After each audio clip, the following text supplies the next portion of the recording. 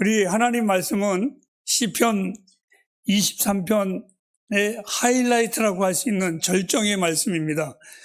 5절 말씀인데 넘치는 잔에 대해서 함께 나누도록 하겠습니다. 하나님께서 자기의 목자가 되심이, 오늘 이 시편 기자는 그것을 자기의 마음으로 어떻게 표현할 수가 없는 겁니다. 그 표현할 수 없는 최고의 고백이라고 할 수 있는 게 오늘 본문의 내용입니다. 하나님이 자기에게 주신 것, 삶에 있어서 우리 얼마나 많이 실수가 있고 또 연약하고 하나님 마음을 아프게도 하고 때로는 부족해서 쓰러지기도 하고 또 하나님의 사람으로서 당당하게 살지 못하고 때로는 부끄럽게 살 때에 패배의식 속에서 있음에도 불구하고 지난날 시간들을 돌이켜보니까 그럼에도 불구하고 하나님이 그 한없는 축복을 주신 그거를 생각하니까 이 다윗이 그 하나님의 은혜를, 그렇지 않은 나에게 은혜를 주신 그 하나님의 은혜를 생각하니까 뭐라고 표현할 길이 없어서 그 하나님의 은혜가 내 잔이 넘치나이다, 이렇게 고백을 했은 겁니다. 어찌 보면 내가 나를 볼 때에 하나님이시라면 나에게 그렇게 하지 않을 텐데, 오늘 아침 일부 때에 우리 전사님이 은혜로 구원받은 우리들에 대해서 이야기를 했습니다. 그 말씀을 생각하면서 제 마음속에 이런 생각을 했습니다. 은혜란 뭘까? 하나님의 은혜란, 야, 목사가 왜 저래? 이건 율법입니다. 목사가 이래야지. 이건 나를 정말 옵죄이는 겁니다. 그런데 은혜란 뭐냐? 야, 우리 목사님이 그래도 목사나 됐으니까 저 정도지. 왜 아멘을 안 하십니까? 야, 우리 장로님이 그래도 장로니까 저 정도지. 우리 집사님이 집사님이니까 그래도 저 정도지. 이렇게 보아주신 그거보다도 더 위대한, 생각할수록 넘치는 축복, 그 은총, 어찌 보면 하나님이 나에게 베푸신 그 구원의 은혜는 저는 이렇게 표현을 합니다. 그냥 은혜가 아니라 내 인생의 특권이다. 하나님이 나에게 특별히 주신, 그러므로 내 잔이 넘치나이다. 저는 사실 하나님의 은혜를 다윗은 내 잔이 넘치나이다 라고 표현을 하지만 저는 늘 이렇게 표현을 합니다. 내 인생에 과분했습니다. 과분한 은혜였습니다.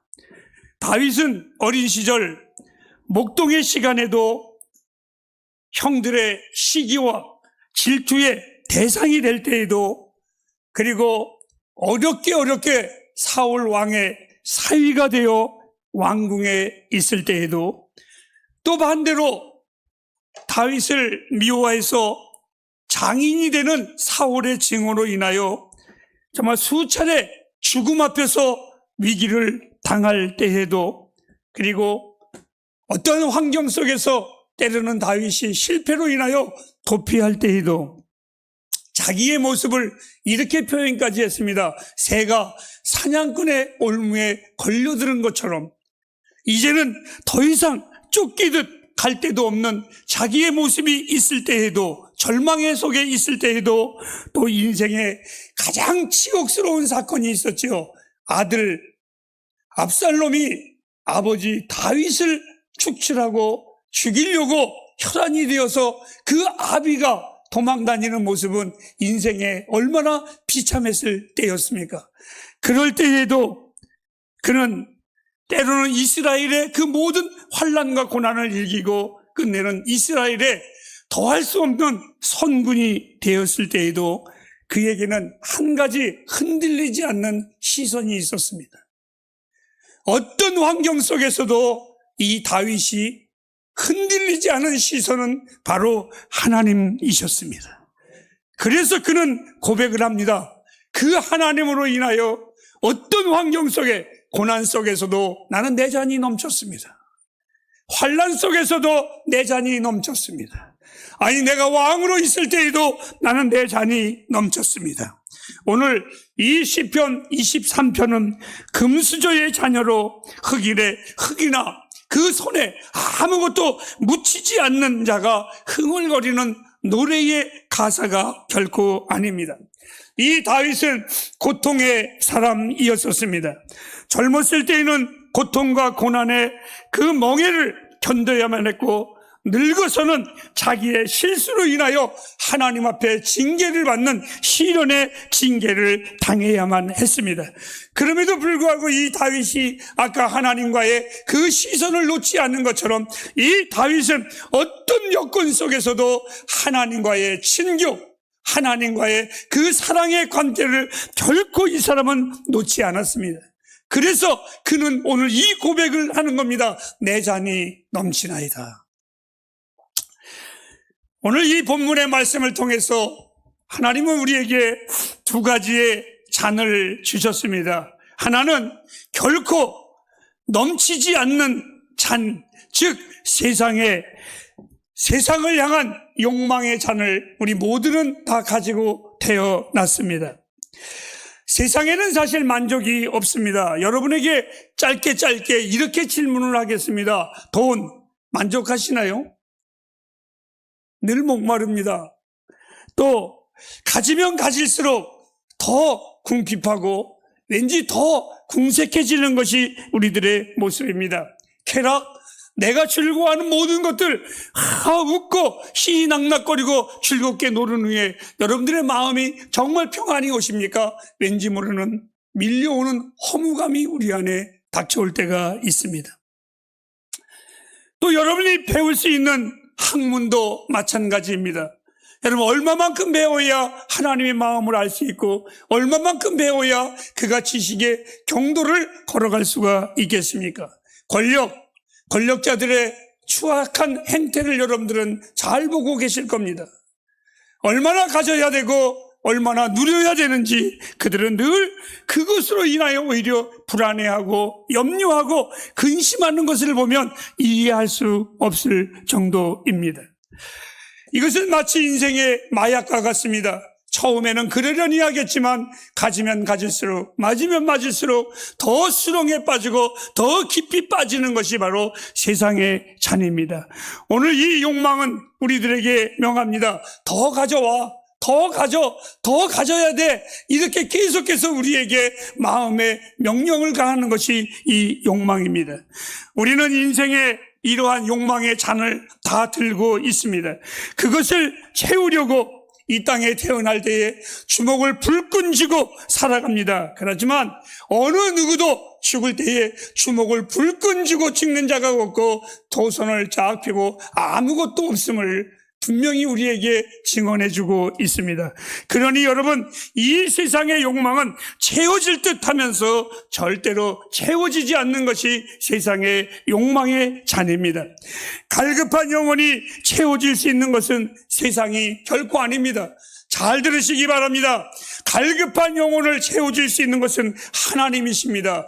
왜 그런 줄 알고 계십니까? 하나님의 인생을 만드실 때에 세상의 모든 것으로 채워서 우리를 살리신 것이 아니라 그의 영을 우리에게 부어주시사 인생을 살게 하셨습니다. 그러니까 인생의 가장 행복은 하나님의 영으로 채워질 때에 진정한 만족이 있는 것입니다. 이 욕망은 아무리 채워도 아름다워질 수가 없습니다.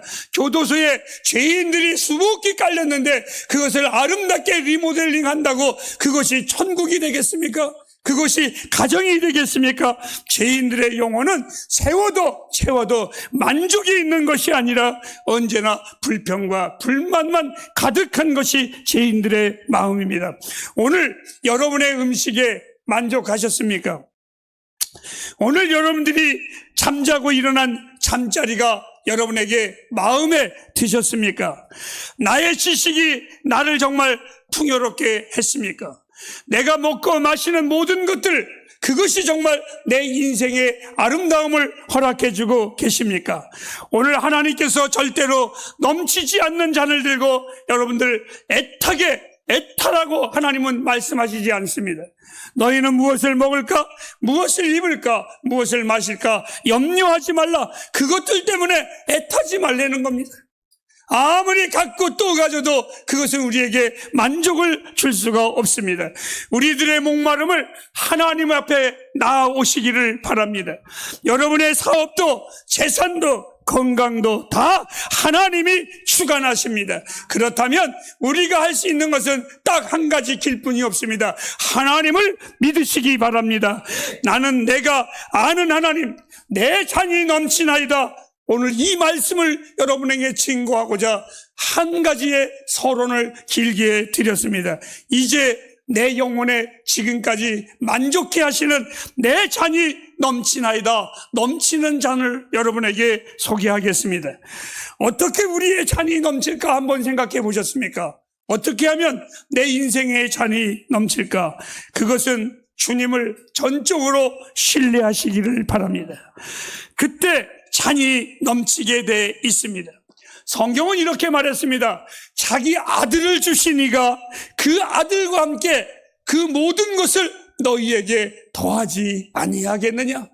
아들을 주신 그분이 우리에게 무엇을 아끼겠느냐? 그러므로 너희는 무엇을 먹을까, 마실까, 입을까 염려하지 말라. 이 모든 것은 다 이방인들이, 믿지 않는 자들이 염려하는 욕망의 그릇, 허망한 그릇이니라. 그러므로 너희는 먼저 그의 나라와 그의 의를 구하라. 그리하면 그 모든 것을 너희에게 더하시리라. 주님은 이렇게 말씀하셨습니다. 사랑하는 햇불 가정 여러분, 하나님의 나라를 찾으십시오. 하나님의 의를 구하십시오. 그래야 하나님께서는 거기에 필요한 모든 것을 더하시는 하나님이십니다. 하나님이 어떤 하나님입니까? 우리가 광야에 있을지라도 만나로 먹이시는 하나님이십니다. 우리가 광야에 있을지라도 메추라기로 먹이시는 하나님이시고, 우리가 목마를 때에 물을 주시는 하나님이십니다. 아브라함이 두 번째에 잘못된 아들이 있었습니다. 이스마엘입니다. 이 이스마엘을 하나님께서 내어 쫓으라고 그랬습니다. 분명히 약속의 자식이 아니라 하나님이 내어 쫓으라고 그랬습니다. 그런데 이 이스마엘이 자기의 어미와 함께 광야에 나갔을 때 목이 말라서 죽게 생겼습니다. 그때에 이스마엘이 하나님을 향하여 울부짖었습니다. 목이 마라 내가 죽겠나이다. 그럴 때 이상하지요? 하나님이 분명히 내쫓으라고 했는데도, 당신의 자식이 아니라고 했는데도 하나님은 그를 위하여 물을 주신 하나님이십니다. 하물며 예수 그리스도를 통하여 구원받은 나와 여러분에게 여러분이 구할 때에 하나님이 왜 안 주시겠습니까? 왜 하나님이 인색하시겠습니까? 하나님 우리에게 차고 넘치시는 하나님이십니다. 다시 말씀을 드립니다. 햇불이요, 하나님 찾으십시오. 그의 의를 구하십시오. 더하실 겁니다. 물을 주시고 만나를 주시고 먹을 것을 주시는 하나님, 오늘 하나님은 이렇게 또한 우리에게 축복하십니다. 네 사는 날까지 하나님의 능력이 너와 함께 함이니라. 이 믿음을 가지고 살아가시기를 바랍니다. 세 번째는 여러분, 내 잔이 넘치는 또 하나의 이유가 있습니다. 이것은 따라하실까요? 하나님이 나의 하나님이십니다. 하나님이 나의 하나님이시다 보니까 다윗이 1절에 여호와는 나의 목자시니 하고 쭉 넘어가다가 오늘 5절에는 그래서 내 잔이 넘쳐 이렇게 말을 했습니다. 아, 그래서 내 잔이 넘쳐. 여러분은 하나님을 어떻게 부르세요? 궁금한 게 참 많습니다. 우리 한국 사람들은, 저도 지금 우리라는 용어를 많이 씁니다. 우리 한국 사람들은 우리라는 용어를 되게 많아요. 아내도 누구 아내예요? 예? 내 아내가 아니라 우리 아내가요? 이러잖아요. 우리나라 사람들은 우리 말을 되게 잘 씁니다. 그런데 굉장히 이기주의입니다. 말은 우리라고 하면서 자기만 알아요. 근데 미국 사람들은 개인적인 언어를 쓰는데도 그들은 언제나 공동체를 생각을 많이 합니다. 참 묘하죠? 오늘 이 성경의 다윗은요, 특이한 기질이 있는데 하나님을 언제나 나의 하나님 이렇게 부르십니다. 언제나 나의 하나님. 저는 언제나 나도 습관이 돼서 우리 하나님이라고 언제나 저는 나의 하나님이라고 부릅니다. 제가 이게 나의 하나님을 증거하다가 그런 질문을 참 많이 받고 어떻게 보면 지적을 많이 받습니다. 무슨 지적을 많이 받냐면 신앙적인 이야기를 막 하다가 보면 그 상대방 듣는 사람이 신앙의 질투라는 게 있습니다. 아세요, 여러분? 신앙의 질투 무섭습니다. 돌아가신 우리 박연아 집사님이 기도를 얼마나 많이 하세요. 근데 그분의 핸디캡이 뭐냐면 방언을 못 하세요. 근데 누가 옆에서 방언하면 그게 질투가 나가지고 어쩔 줄을 모르세요. 그 신앙의 질투가 무서운 겁니다. 그래서 제가 이제 예수님 이야기를 막 하고 신앙적인 얘기를 다 나의 하나님이 나에게 주신 은혜가 이렇습니다. 막 이러면 가만히 듣고 있다가 아멘만 하면 되는데, 목사님, 저는 목사님의 말을 가만히 듣다 보면 성질이 난데, 그게 왜? 그러니까 하나님이 마치 목사님만 하나님이고 자기들은 아닌 것처럼 느껴진다는 거예요. 그래서 그게 되게 기분이 나쁘다, 이렇게 표현을 합니다. 그러면 제가 그렇게 느껴졌어요? 그러면 사과합니다. 아이고 죄송합니다. 하지만 하나님은 나의 하나님이십니다. 여러분, 하나님은 나의 하나님이십니다. 하나님은 우리 햇불의 하나님이 아니라 나의 하나님입니다. 나의 위로고 나의 능력이고 나의 자랑입니다. 여러분 생각해 보십시오. 나에게 내 것이라고 할 수 있는 게 나는 아무것도 없습니다. 집도 내 것이 아닙니다. 옷도 내 것이 아닙니다. 여러분, 교회도 내 것이 아닙니다. 성도들도 내 것이 아닙니다. 유일하게 나의 것이 있는데 그것은 나의 하나님뿐입니다. 그래서 저는 하나님을 나의 하나님이라고 합니다. 하나님이 소유한 모든 것 나의 것이며 하나님의 사랑도 나의 것이며 심지어는 여러분들이 기분 나빠도 내가 다시 한번 얘기합니다. 하나님도 나의 하나님이십니다. 이것은 얼마나 내 인생의 귀한 보배인지 모릅니다. 그래서 나는 그 하나님의 은혜로 인하여 이렇게 고백을 합니다. 내 인생이 넘치나이다. 아니, 그 하나님으로 인하여 내 인생이 지금까지 과분했습니다. 충분했습니다. 햇불이요, 여러분의 기도로 여러분의 잔이 넘치기를 주의 이름으로 축복합니다. 우리는 이렇게 간증할 때가 있습니다. 목사님, 참 놀라운 일이 있어요. 내가 기도도 안 했는데, 간구도 안 했는데 하나님께서 그것을 허락해 주었어요.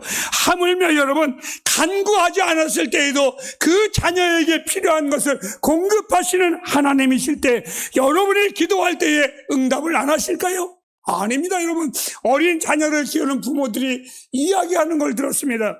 꼬맹이들이 저놈들이 자다가 말고 벌떡 일어나가지고 아빠 엄마 앞에 와가지고 깨운답니다. 내가 그걸 가만히 연상을 하면서 만약에 내가 애를 낳는데 진짜 골아 떨어졌는데 와서 깨우면 어떡할까? 아마 나는 불량 아빠라 발로 쑥 밀었을 겁니다. 자빠리 자. 그런데 아빠 엄마들이 하는 말이, 목사님, 아무리 깊이 들어도 그 꼬맹이가 울거나 아빠 엄마를 찾을 때에는 만사를 제껴놓고 일어나서 그의 필요를 채워준답니다. 사랑하는 여러분, 부모의 마음처럼 하나님은요, 우리의 간구를 외면치 아니하시고 우리에게 넘치게 주시는 하나님이심을 확신하시기를 바랍니다. 그리하여 우리의 잔을 지켜들고 예수 사랑하심은 거룩하신 말일세. 찬송을 부르시기 바랍니다. 중국의 속담에 이런 말이 있습니다. 우물물을 마실 때에 그 마시는 물을 좋아하지 말고 우물을 판 자에게 감사하라. 여러분, 우리가 꼭 해야 할 것이 있습니다. 우리 인생에 잔이 넘칠 때 넘치게 하시는 분을 생각하며 그분을 경배하시기를 바랍니다. 여러분의 잔이 넘친다면 주의 은혜에 무엇으로 보답할꼬? 이렇게 하나님을 경배하십시오. 이것이 하나님이 우리를 구원하신 목적입니다. 그리고 마치도록 하겠습니다. 여러분이 잔이 넘침을 안다면 그 잔으로 만족해하지 말고 그 잔이 더 커질 수 있도록 기도하시기를 바랍니다. 야베스는 이렇게 간구했습니다. 하나님이여, 내게 복을 주옵소서가 아니라 복에 복을 더하사 이만큼이면 족합니다가 아니라 나의 지경을 넓혀 주옵소서. 누구든지 목마르거든 내게로 와서 마셔라. 그리하면 그 배에서 생수가 넘쳐나리라. 풍성이 넘치는 하나님의 은혜의 샘물 밑에 여러분의 영혼의 잔을 언제나 갖다 놓으시기를 바랍니다. 그리하면 분명히 반드시 저는 확신합니다. 내 잔이 넘치나이다. 이 고백이 여러분의 평생의 고백이 될 것을 확신합니다. 기도하겠습니다.